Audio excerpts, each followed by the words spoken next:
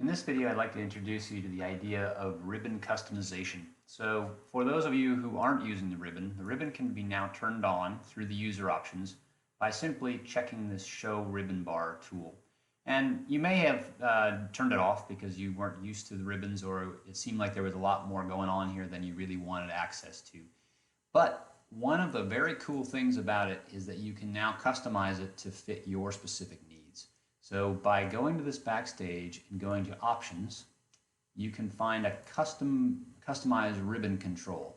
And this allows you to hide and show any individual tab. So if I don't use clouds or GD&T or scripting, for example, I can simply hide those and you'll see those tabs disappear from the top of SA.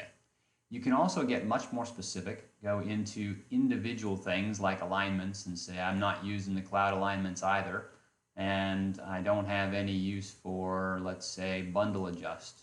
So you can exclude those things from the list, and you can go into any tab and control the visibility of any individual item.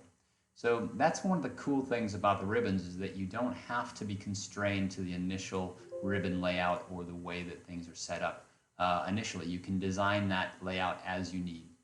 And you can go beyond just hiding and showing individual ribbon controls. You can actually add your own. So say I want to add a new tab. Let's just call this one Tutorials, because I have an idea in mind of using a tab to show you how to use SA. So Tutorials and new group, intro. And in that new group, I can add a new button, which will run an MP. So you can use a button of any kind. So by going in here, you can change the name of the button to, intro, for example. You can go in and assign it to any existing command. So if you had a command in mind that you wanted to assign the button to, you could do that. So you can make a whole tab of just the buttons you want. But you can also link it to MP commands. So I have an external command here I'm going to browse to, which is my Tutorials MP. And you can change the icon as you need. So in this case, I have my own custom icon. I'm going to browse to it, and what I'm going to do is use this MP to open a PDF. So I'm just going to put a PDF icon there. And it really is any bitmap of a certain size, 32 or 16 pixel. You can browse that icon and then simply add that to your toolbar. So you can even change the screen tips if you want. And when I apply that, what it's going to do is it's going to build that new tab. You can see it here. So I'm going to go ahead and look at that. And now I have an intro button, which can be used to run an MP. So before I run it, what I'm going to do is save this. I can customize any selection and export it to a file. So I can actually export this as a test file, for example, and save it.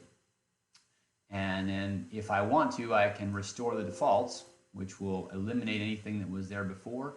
And I can simply import in an existing XML file, which will then set everything back the way it was. So I can always use these as templates and use them as I want. So I can just hit apply and be done. Okay. So let me just show you what this button does. What I did was I wrote a little MP to walk you through the first tutorial in our user's manual. And the user's manual starts with simple navigation controls on the home page. So what I've done is written a little MP that will walk a user through that. So if I go to my button now and I press this intro button, what it will do is bring up a little dialog that says which part of the tutorial are you in. If you go to the graphical view, I can push that. And what it does is use an MP to load a sample file and completely reconfigure the ribbon to only display the tools that are used for that particular part of the tutorial. So now it gives you an idea of how dynamic you can be with the ribbon customization and using it directly as part of an MP. So for example, the next part of the tutorial is to use point editing. If I push that, I can simply add the point editing section, or I can add some construction tools to go with it. So you've got the ability to do that, and anytime you want, you can then reapply the full data set, and voila, you're back to your standard ribbon layout. So any customization you want to do, it's all available. It's here. You have a quick access bar, which is this little part up here, and you have the full customization of your windows. So that's the introduction I wanted to show you, just to give you the idea, a taste for the fact that you can customize the ribbons to match your particular application. And thank you very much.